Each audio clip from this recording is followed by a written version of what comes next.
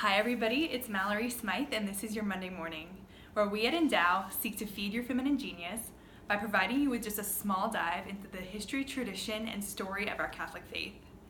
This week we will celebrate the feast day of the Chair of St. Peter, where we commemorate when Jesus said to St. Peter, "You are rock, and on this rock I will build my church," making Peter the very first pope. Pope Gregory the Great said that St. Peter was the bishop of Antioch for 7 years, and then he was the bishop of Rome for 25 years. And we as Christians began to venerate the chair of St. Peter in the year 354, making this actually a very ancient tradition.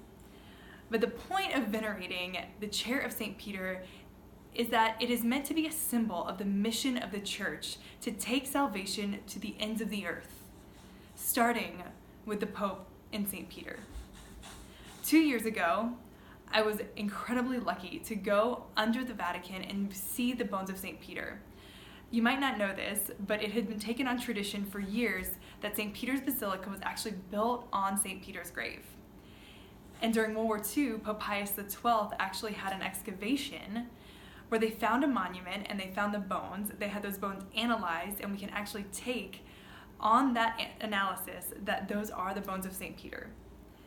A couple days later, I'm reading through the Gospels, and the words, "You are Peter, and upon this rock I will build my church," took a whole new meaning. Not only did God make Peter our first pope and build the tradition of the church upon him, but he actually built the church on Peter.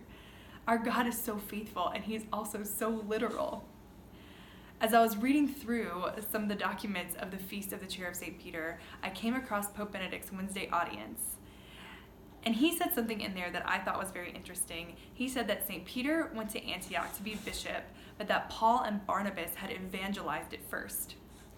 See, the mission of our church through the religious is incredibly special, unique, and important, but it cannot stand alone if the laity do not see itself as missionaries. So I just ask you, do you see your role to be a saint? Do you see your life as a life that is meant to be lived on mission? One of our favorite saints here at Endow and one of our favorite missionaries is St. Catherine of Siena. She actually went to the Pope during a very tumultuous time in the church when the church was actually split. She told the Pope to go back to Rome and to make peace so that the church could be one. How is the Lord asking you to build his church? And how is he asking you to partner with our bishops and our priests and even Pope Francis, in a sense, to be able to bring his kingdom to the ends of the earth? Think about that this week. Pray about that this week. You can always find us and learn more about our studies, especially our study on St. Catherine of Siena, at www.endowgroups.org. You can connect with us on Facebook and Instagram at endowgroups, and you can connect with me at Mallory A. Smythe on Instagram. Have a great day.